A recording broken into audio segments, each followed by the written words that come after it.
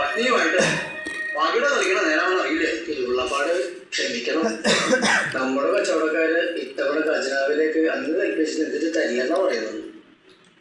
കൊള്ളതാ, ചന്ദ്രനിലേക്ക് നേരിട്ട് അങ്ങേക്ക് വേണ്ടി കരം പിരിക്കാൻ പോയ എന്നെ ഈ കേളും കൂട്ടരും പറപ്പിച്ചു. ഇവിടെ ഇവിടെ പതിച്ച് ആവശ്യമായി.